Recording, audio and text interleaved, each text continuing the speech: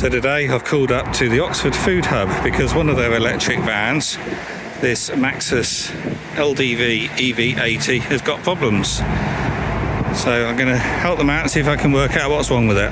So the problem that they were experiencing with this van is, on the day it started just fine. They drove to their destination, loaded the rear up, and then when they went to start, they couldn't start it. And they had to wait for a good 20 minutes. I think they possibly disconnected the battery and tried again. But anyway, after 20 minutes, they managed to get it to start and they drove back to base and they haven't used it since.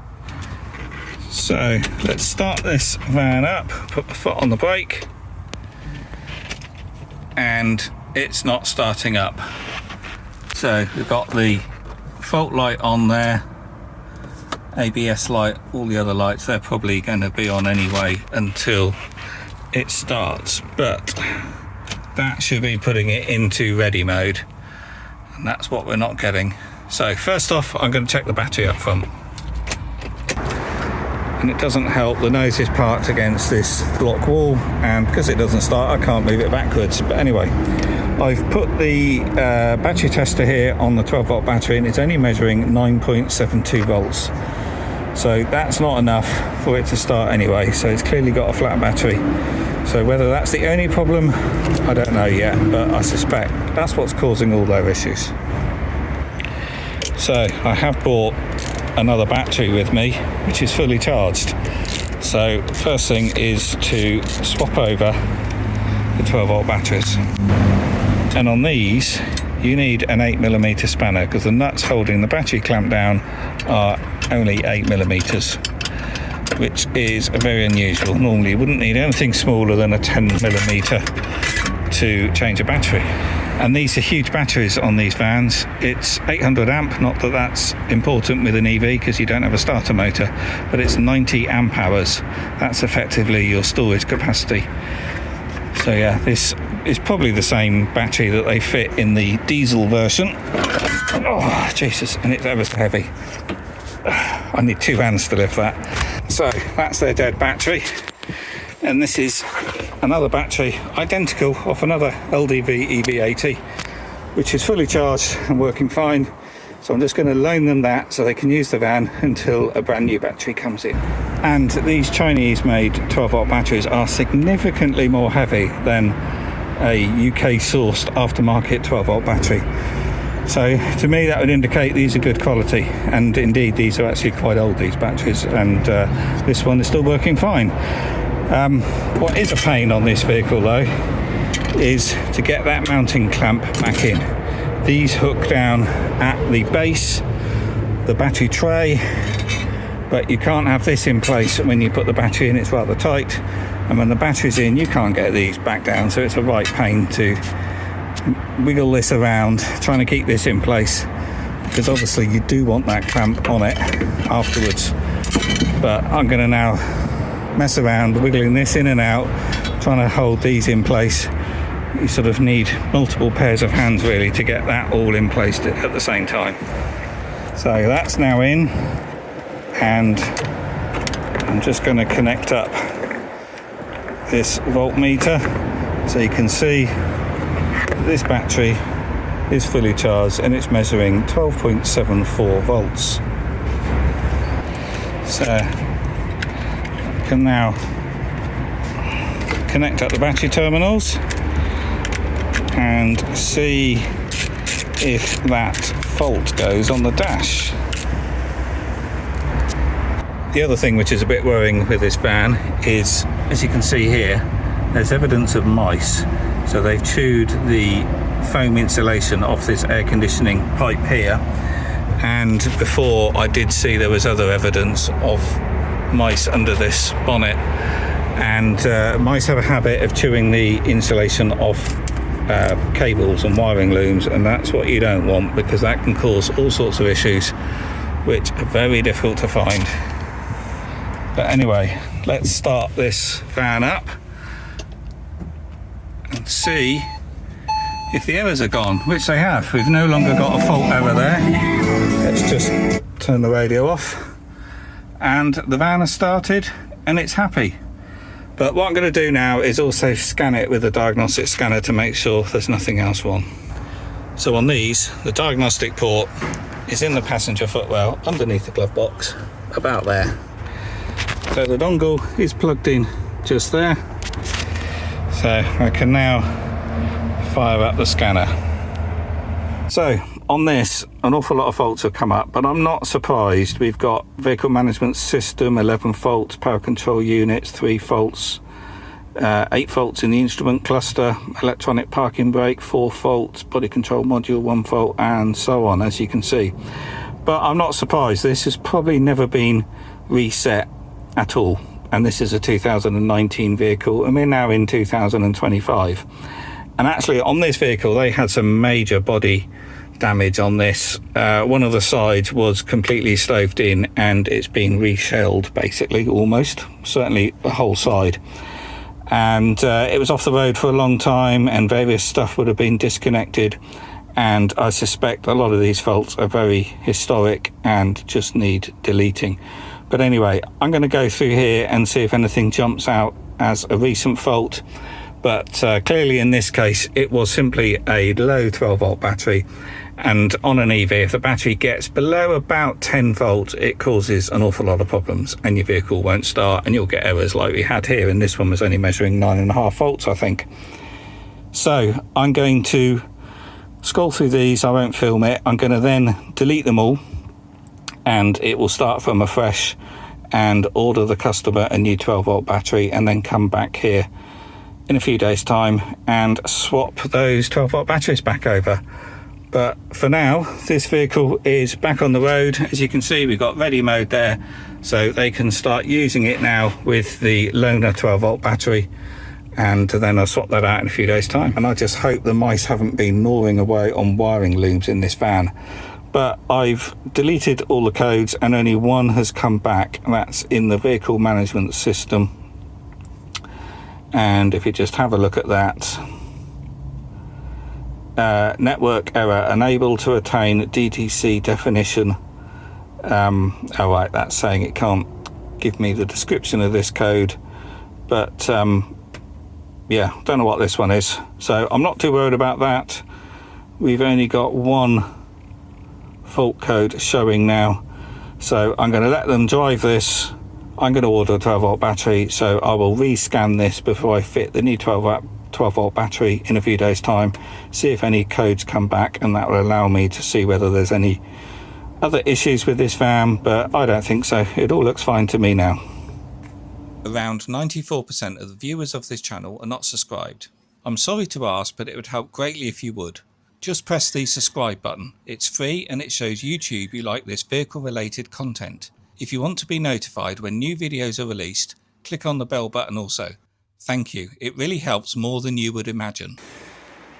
So I'm back at the Oxford Food Hub. Today's Thursday, and I was last here, I thought Monday actually, but no, it was Friday I was last here. But anyway, I've got a new 12-volt battery there to fit in this van. But before I do that, I'm going to just look at the codes to see if there's any other faults with this, because this van's now been driven for a few days. And let's just shut that door to properly get rid of that background noise, because up behind that hedge is the A34. So that's a 4-lane road, dual carriageway, and it's really busy and very noisy. So let's start this up and turn the fan off. And this van is now starting just fine, of course. So let's plug in the diagnostic port and turn the radio off. And what I'm going to do is just make sure there's no other problems with it before I change the battery. And then we can make sure that it is only a 12-volt battery which has been causing no issues. So we have got a few more faults again. So we've got 2 in the vehicle management system, so we had one before anyway, and we couldn't get a description of what the fault is, and it's exactly the same again as we got that one and another one, but no description of what that is, so I can't do too much about that. What I might do actually is connect this up to my phone and create a hotspot, and then we'll get a signal and see a description possibly. So I'm going to go out of that for now, disconnect the 12 volt battery and install that new one. So before I take the lone battery out, I thought I'd better just check the voltage, and it's 12.72 volts there, so that's all good. It is showing bad battery, 59% state of health, but that's because the cold cranking amps is down 618, whereas it should be, it's saying 879, but I put 800 in. But that doesn't matter, because a 12 volt battery in an EV isn't turning over an engine. It doesn't have a starter motor, it's just switching on electric circuits, so we don't need that amperage, we just need the amp hours, as I said before, and we need 12.5 volts. So anyway, I'm taking this battery out, I'm going to fit the new one, and this new battery, I've got them, is a decent quality. It's a Yuasa YBX 5115. It's the same 90 amp hour, 800 amps. So let's just test this, because I have put it on charge as well, even though it is brand new, and 800 amps, and it's saying 100% state of health, 13.22 volts. That's because it has been on charge, and I only took it off charge about half an hour ago. 967 cold cranking amps and very low resistance there. That's also what you want to see. So it's quite rare that actually a brand new battery is 100% state of health, but anyway, this is higher spec than actually it's rated for, so this is all good and ready to go into the vehicle. So that's a new battery fitted, vent plug out, terminals all connected up and nicely secured. And a quick check of all the fluid levels while I'm here shows that that's all okay as well. And then it all starts, ready mode's on, so that's all okay. What I've got to do now is reset the date and time and turn off that stereo again, and then I'm just going to have a look at those codes again.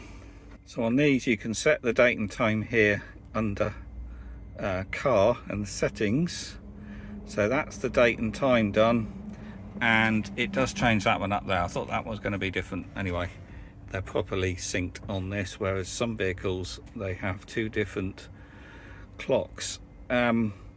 So that's all okay. So finally I'll just do a scan again and delete any codes, and I've connected the scanner now up to the Wi-Fi hotspot on my phone, so we should now be able to see what these codes actually mean. So we've got LV battery charging error. Assume that means low voltage battery, which is the 12 volt battery which we've changed, so hopefully there isn't a charging error. And then lost communications with an actuator control module. Again, that could be from disconnecting the battery, so I'm going to erase those. Clearly this vehicle doesn't have any issues now. It was a 12 volt battery issue, and that one is still coming back, but I'm not too worried about what I'm seeing here, because they're not reporting any problems with the van apart from wasn't able to start it and the battery was low, and that was the cause. So these things I'm seeing here, I'm not really too worried. I'm just going to wipe them all, and then I missed my thing there, and then we can start from afresh, and I'm sure none of these are going to be causing them any issues.